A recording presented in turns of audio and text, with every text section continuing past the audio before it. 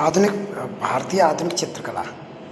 भारतीय आधुनिक चित्रकला, आधुनिक चित्रकला के केंद्र। आज पढ़ेंगे आधुनिक चित्रकला के केंद्र। मुगल साम्राज्य। मुगल साम्राज्य के पतन के बाद राजस्थानी और पहाड़ी शैलियों अपना गौरव खोने लगी। यहाँ के निराश्रित कलाकार छोटे छोटे हिंदू राजाओं के दरबार को चले गए। इसी दौरान भारत में अंग्रेजी सत्ता की स्थापना हुई। भारत में अंग्रेजी शासन की स्थापना हुई और ये अंग्रेजी सत्ता की स्थापना हुई और ये प्रभावशाली होने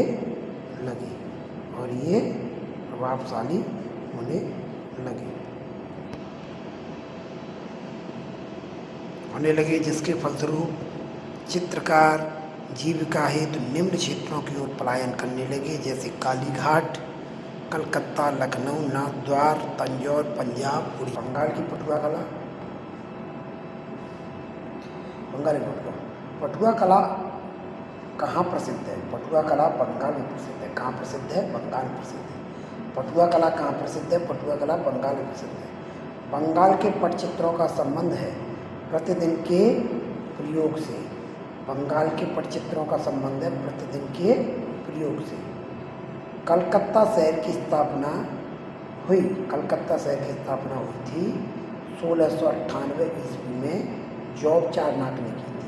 कलकत्ता शहर की स्थापना कब हुई थी? कलकत्ता शहर की स्थापना 1698 ईस्वी में जॉर्ज चारनाक ने की थी। किसने की थी? जॉर्ज चारनाक ने की थी। कलकत्ता शहर की स्थापना कब हुई थी? 1698 ईस्वी में जॉर्ज चारनाक ने की थी। पटुआ कला के केंद्र हैं। पटुआ कला का केंद्र है बांकुरा, मुर्शिदाबाद, मेदिनीपुर। बांकुरा, मुर्शिदाबाद, मेदिनीपुर। पटुआ कला का केंद्र कौन सा? बांकुरा है, मुर्शिदाबाद है और मेदिनीपुर है। बंगाल के पटुआ कलाकार किस माध्यम से चित्र बनाते थे? टेम्परा माध्यम से। बंगाल के पटुआ कलाकार किस माध्यम से चित्र बनाते थे? टेम्परा माध्यम से। किस माध्यम से चित्र बनाते थे? टेम्परा माध्यम से। किस माध्यम से चित्र बनाते थे? टेम्परा माध्यम से। बंगाल के पटुआ कलाकार किस प्रकार के रंगों का प्रयोग करते थे? गहरे एवं भड़कीले रंग। बंगाल के पटुआ कलाकार किस प्रकार के रंगों का प्रयोग करते थे? गहरे एवं भड़कीले रंग के। टेम्परा में किस पायस का प्रयोग होता है? टेम्परा में किस पायस का प्रयोग होता है? टेम्परा में गोंद या अंडे की जर्दी का प्रयोग होता है। टेम्परा में गोंद या अंडे की जर्दी का प्रयोग होता है। टेम्परा में किस पायस का प्रयोग होता है? गोंद या अंडे की जर्दी का। बंगाल के पटुआ कलाकारों के चित्रों का विषय था दैनिक जीवन की प्रतिक्रिया। यानी बंगाल के जो पटुआ कलाकार थे उनके चित्रों का विषय था दैनिक जीवन की प्रतिक्रिया। क्या था विषय? दैनिक जीवन की प्रतिक्रिया। पटुआ कलाकार मूलतः थे ग्रामीण कलाकार। पटुआ कलाकार किस प्रकार के कलाकार थे? ग्रामीण कलाकार थे। पटुआ कला विशुद्ध रूप से है प्राचीन। पटुआ कला का विशुद्ध रूप से क्या है? प्राचीन है। अब आते हैं कालीघाट के पटचित्र। कालीघाट के पटचित्र के बारे में पढ़ते हैं। कलकत्ता का कालीघाट प्रसिद्ध है पटचित्रों के लिए। किसके लिए? कलकत्ता कालीघाट किसके लिए प्रसिद्ध है? पटचित्रों के लिए। किसके लिए प्रसिद्ध है? पटचित्रों के लिए। कलकत्ता कालीघाट किसके लिए प्रसिद्ध है? पटचित्रों के लिए। किसके लिए प्रसिद्ध है? पटचित्रों के लिए। कालीघाट के पटचित्रों का समय है 1800 से 1930 ईस्वी। कालीघाट के पटचित्रों का समय है 1800 से 1930 ईस्वी। कालीघाट के पटचित्रों का समय 1800 से 1930।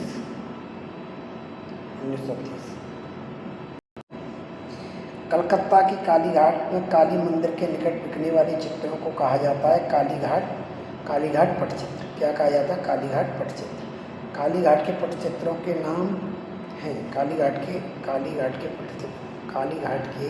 पटचित्रों के नाम हैं बाजार, फिरका, शैली, खर्रा, पटवा शैली। यानी कालीघाट के पटचित्रों का नाम क्या है? कालीघाट के पटचित्रों का नाम है कालीघाट के पटचित्रों का क्या नाम है? शैली है, खर्रा है, फिरका है, पटवा शैली है। क्या है? पटवा शैली है। कालीघाट के पटचित्रों को बाजार चित्रशैली नाम दिया था। कालीघाट के पटचित्रों को बाजार चित्रशैली नाम दिया था डब्ल्यू.जी. आर्चर ने। किसने नाम दिया था? डब्ल्यू.जी. आर्चर ने। कालीघाट के पटचित्रों को कालीघाट के पटचित्रों को बाजार चित्रशैली नाम दिया। बाजार चित्रशैली किसने नाम दिया था? वो दिया था डब्ल्यू.जी. आर्चर ने। कालीघाट पेंटिंग पुस्तक के लेखक हैं डब्ल्यू.जी. आर्चर। कालीघाट पेंटिंग पुस्तक के लेखक हैं डब्ल्यू.जी. आर्चर। कालीघाट पेंटिंग पुस्तक के लेखक हैं डब्ल्यू.जी. आर्चर। डब्ल्यू.जी. आर्चर। आगे देखिए, कालीघाट के पटचित्र चित्रकार किस माध्यम से चित्र बनाते थे? कालीघाट के पटचित्रकार किस माध्यम में चित्र बनाते थे? वो बनाते थे टेम्परा माध्यम से। जो कालीघाट के पटचित्रकार हैं वो टेम्परा माध्यम से चित्र बनाते थे। कालीघाट के पटचित्रकार किस प्रकार के रंगों का प्रयोग करते थे? चटक रंग का प्रयोग करते थे कालीघाट के पटचित्रकार। कालीघाट के पटचित्रकार किस प्रकार के रंगों का प्रयोग करते थे? वो करते थे चटक रंग का प्रयोग करते थे। किस रंग का प्रयोग करते थे? चटक रंग का प्रयोग करते थे। कालीघाट चित्रण के अंतिम समय किस रंग का प्रयोग किया है? तेल रंग का। किस रंग का? तेल रंग का।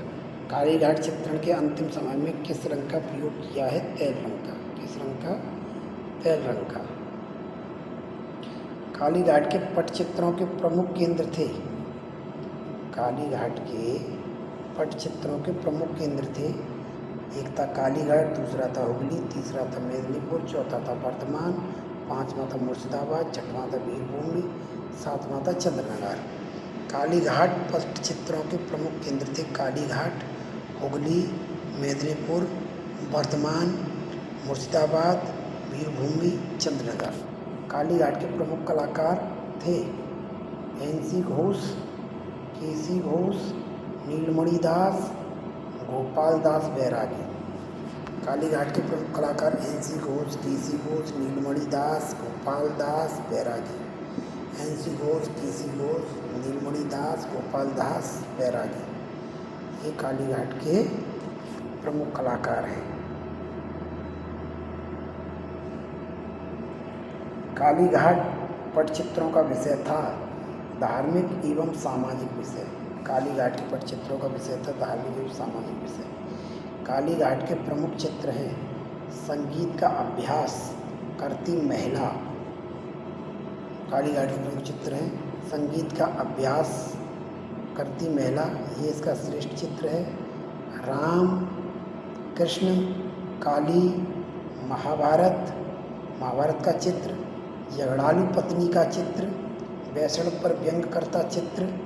झगड़ालू पत्नी का चित्र कहाँ का है? कालीघाट का चित्र है। संगीत का अभ्यास करती महिला कहाँ का चित्र है? वो भी कालीघाट का है। राम, कृष्ण, काली, महाभारत का चित्र, ये भी कहाँ का है? ये भी कालीघाट का। संगीत का अभ्यास करती महिला, झगड़ालू पत्नी और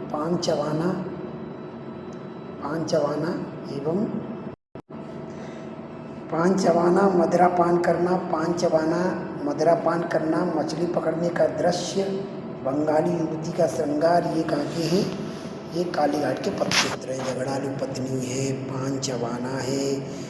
पांचवाना, मदिरापान करना, मछली पकड़ने का दृश्य, ये कहाँ के चित्र हैं? ये सब कालीघाट के चित्र हैं। कहाँ के चित्र हैं? कालीघाट के चित्र हैं। अब आ जाते हैं उड़ीसा के पटचित्र।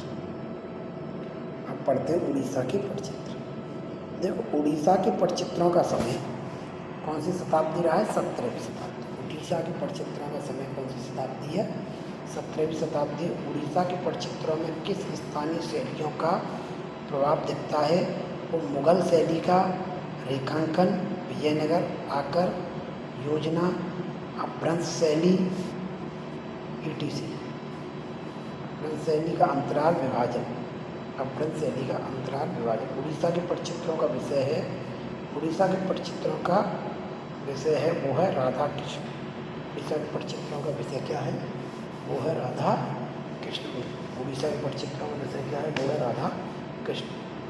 उड़ीसा में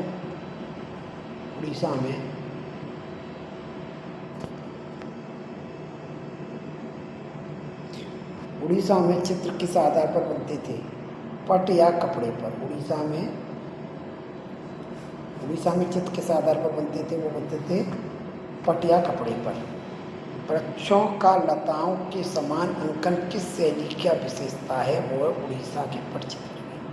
वृक्षों के लता के समान अंकन, वृक्षों का लता के समान अंकन किस शैली की विशेषता है? वो उड़ीसा पटचित्र की। उड़ीसा पटचित्र की। किसकी? उड़ीसा पटचित्र की।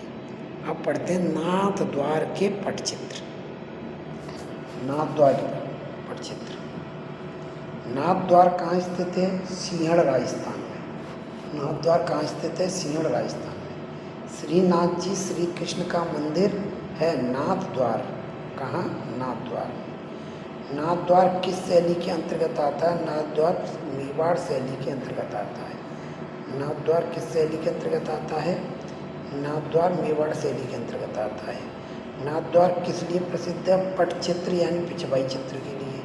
नाथ द्वार किस लिए प्रसिद्ध है? पटचित्र अथवा पिछवाई चित्र के लिए। नाथ द्वार में पटचित्र किस विधि से बनाए जाते हैं? वो है टेम्परा विधि से। नाथ द्वार में पटचित्र किस विधि से बनाए जाते हैं? वो बनाए जाते हैं टेम्परा से। किससे? टेम्परा से। किससे बनाए जाते हैं? टेम्परा से। नाथ द्वार के पिछवाई चित्र किसकी मूर्ति के पीछे, किसकी मूर्ति के पीछे लगाए जाते हैं? श्री कृष्ण जी की मूर्ति के पीछे। नाथ द्वार के पिछवाई चित्र किसकी मूर्ति के पीछे लगाए जाते हैं? श्री कृष्ण जी की मूर्ति के पीछे।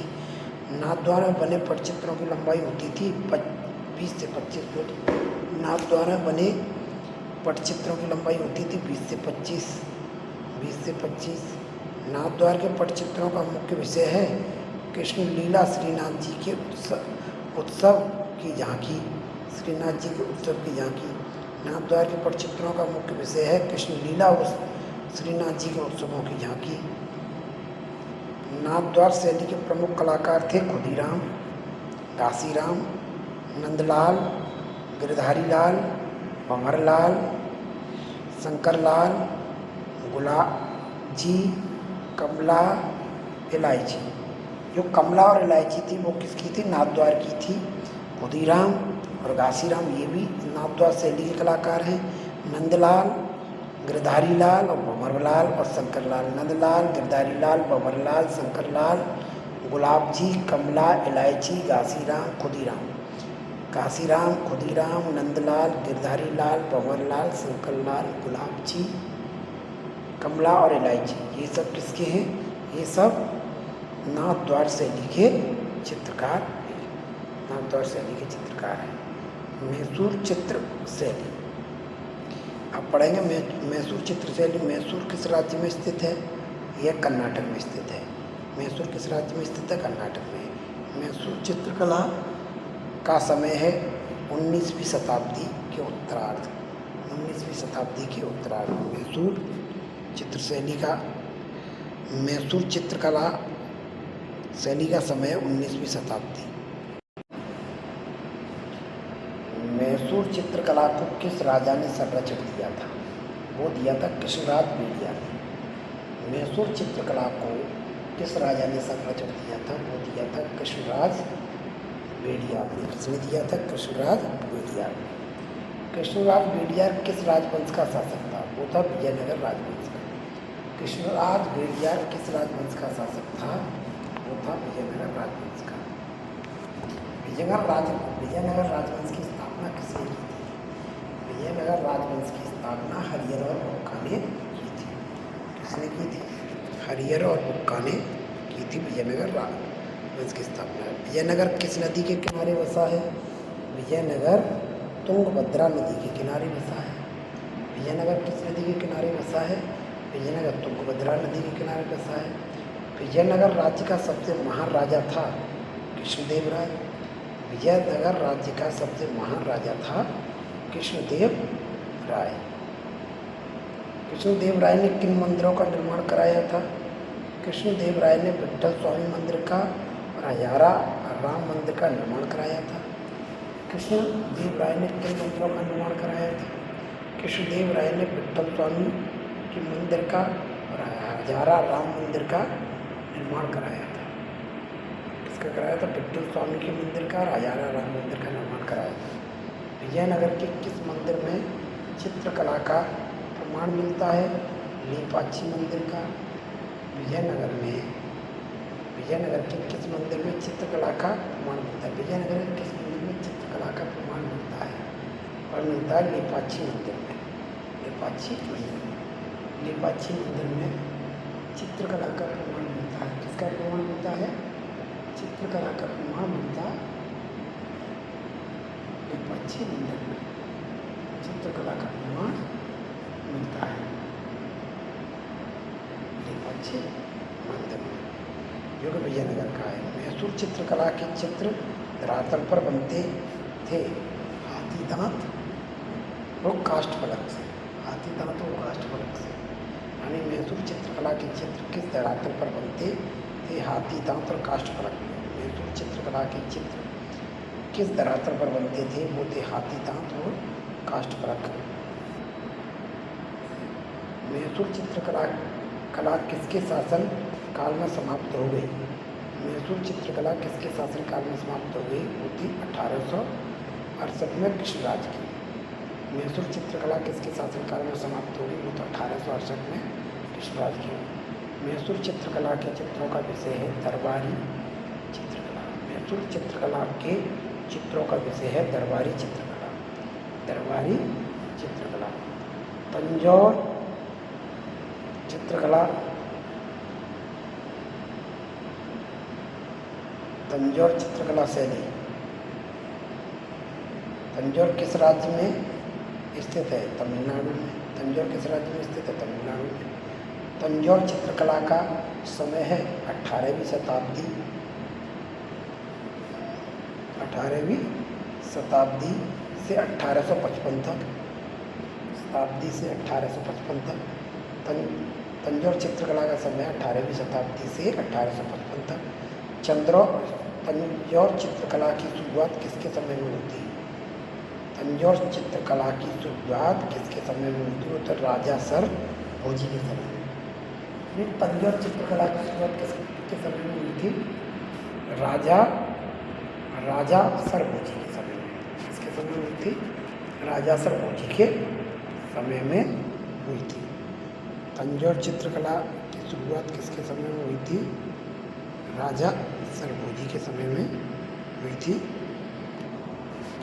तंजौर चित्रकारों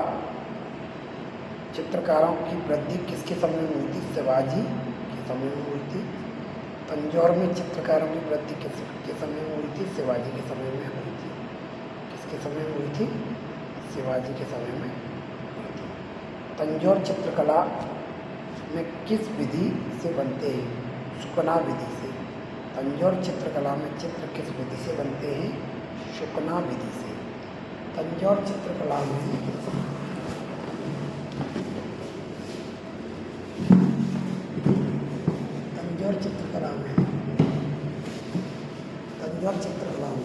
जो चित्र हैं वो किस विधि से बनते हैं? वो सुकना विधि से बनते हैं। किस विधि से बनते हैं? सुकना विधि से बनते हैं। सुकना विधि से बनते हैं। तंजौर चित्रकला में चित्र किस पर बने हैं? कटहल की लकड़ी पर। तंजौर चित्रकला में चित्र किस पर बने हैं? कटहल की लकड़ी पर। तंजौर चित्रकला में चित्र किस पर बने हैं? वो बने हैं लकड़ी पर। तंजौर चित्रकला में चित्र किस पर बने हैं? वो बने हैं लकड़ी पर। किस पर बने हैं? लकड़ी, कटहल की लकड़ी पर। सॉरी, तंजौर चित्रकला में चित्र किस पर बने हैं? वो बने हैं कटहल की लकड़ी पर। तंजौर चित्रकला के चित्रों में किन बहुमूल्य धातु का प्रयोग किया गया? वो है बहुमूल्य हीरे, सोने व जवाहरात। तंजौर चित्रकला के चित्रों में किन बहुमूल्य धातुओं का प्रयोग किया गया है? वह बहुमूल्य हीरे, सोने और जवाहरात। तंजौर चित्रकला के चित्रों का विषय था शिव, विष्णु एवं कृष्ण का चित्र। तंजौर चित्रकला में चित्रों का विषय था शिव, विष्णु, कृष्ण का चित्र। शिव, विष्णु, कृष्ण का चित्र। शिव, विष्णु, कृष्ण का चित्र। तंजौर चित्रकला में किस भगवान का चित्रण अधिक हुआ है? श्री कृष्ण का। तंजौर चित्रकला में किस भगवान का चित्रण सबसे अधिक हुआ है?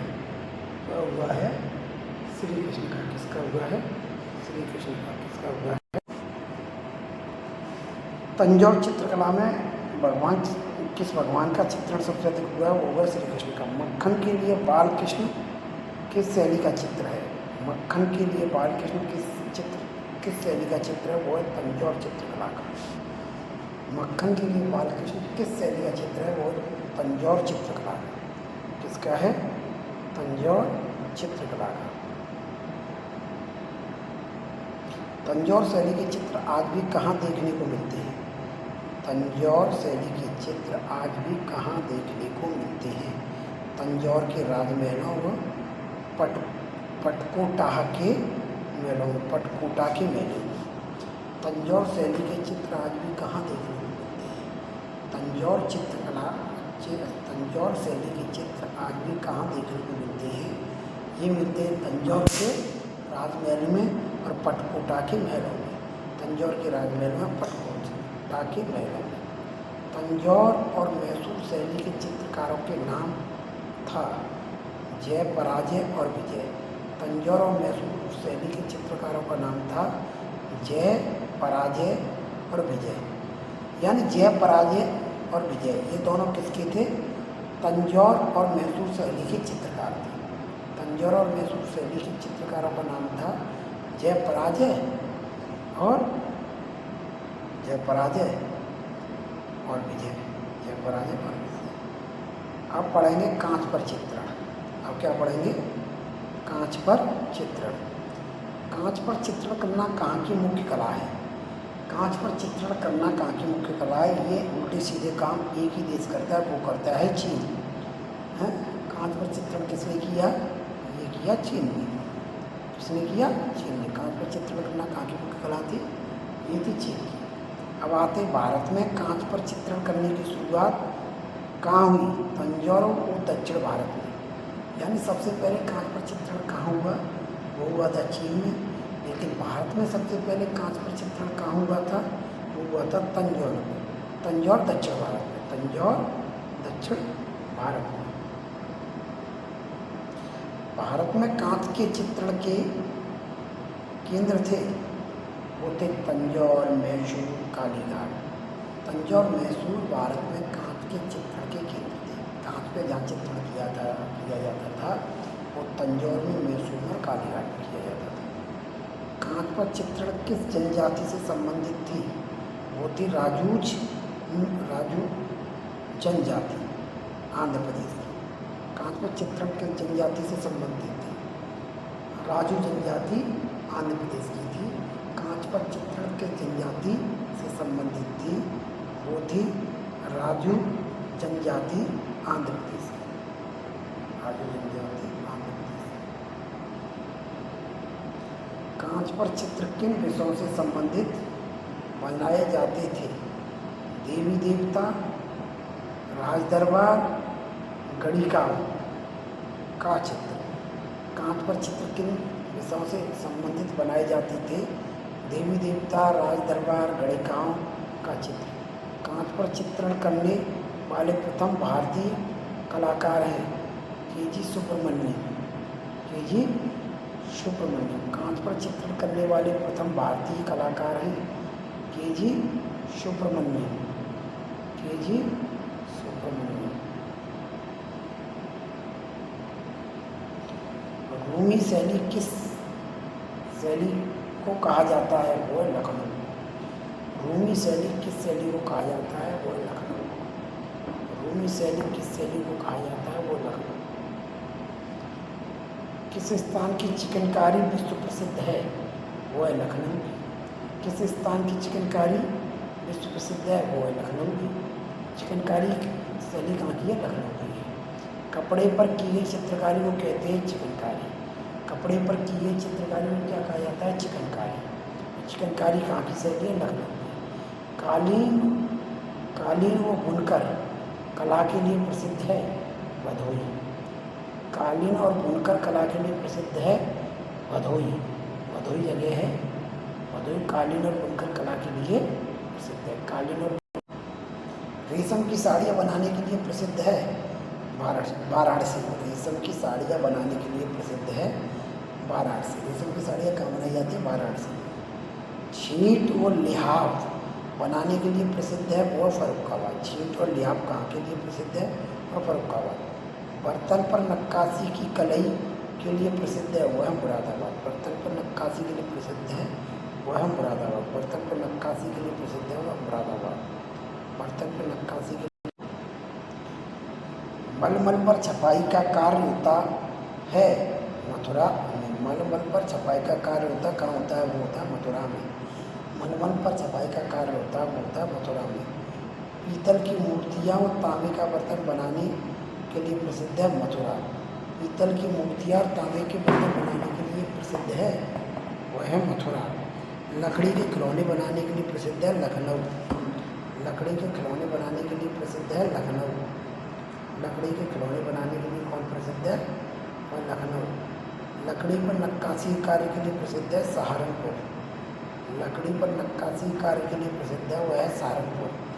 लकड़ी पर नक्काशी कार्य के लिए प्रसिद्ध है वह है सहारनपुर। कांच की चूड़ियों के लिए प्रसिद्ध है फिरोजाबाद। फिरोजाबाद। दिया सलाई के लिए प्रसिद्ध है बरेली। दिया सलाई के लिए प्रसिद्ध है बरेली। लकड़ी पर नक्काशी के लिए प्रसिद्ध है सहारनपुर। चीनी मिट्टी के बर्तन बनाने के लिए प्रसिद्ध है चिनहट लखनऊ। चीनी मिट्टी के बर्तन बनाने के लिए प्रसिद्ध है चिनहट लखनऊ। चिनहट लखनऊ। चीनी मिट्टी के बर्तन बनाने के लिए प्रसिद्ध है चिनहट लखनऊ। टेराकोटा के लिए प्रसिद्ध है गोरखपुर पहाड़पुर। टेराकोटा के लिए प्रसिद्ध है गोरखपुर पहाड़पुर। गोरखपुर पहाड़पुर।